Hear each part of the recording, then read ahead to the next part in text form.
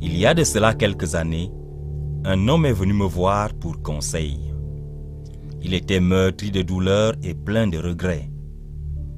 Il m'a dit qu'il était marié depuis plusieurs années et qu'il avait des enfants avec son épouse. Mais bien qu'il ait souhaité avoir un garçon, il n'avait que des filles. Il m'a alors avoué la raison de ses regrets. Quand il était étudiant, il avait mis une fille enceinte. N'étant pas disposé à prendre soin de l'enfant, il a financé son avortement. La grossesse était suffisamment avancée pour qu'il puisse savoir que l'enfant avorté était un garçon. Il s'était alors exprimé avec douleur: « J'ai tué mon seul garçon. C'est pourquoi Dieu m'a refusé un garçon. »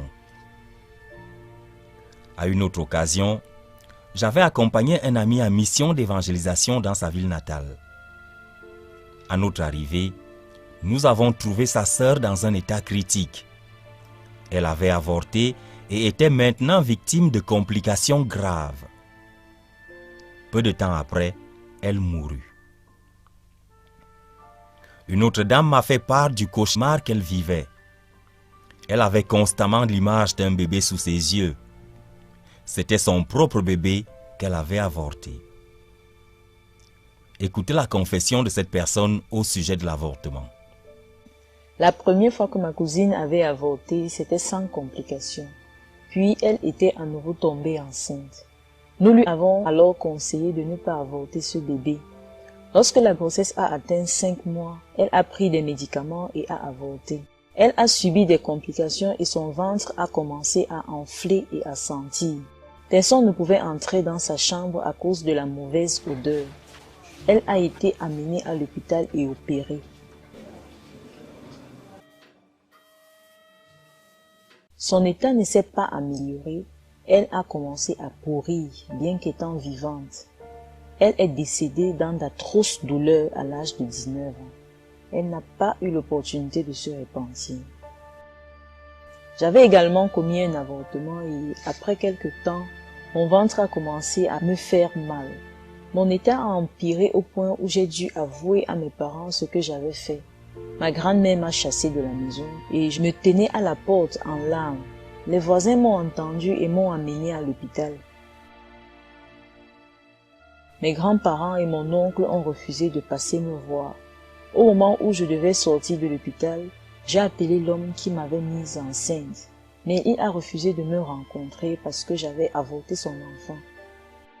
Je n'avais personne pour régler mes frais d'hôpital. Le vigile de l'hôpital est allé supplier mes grands-parents.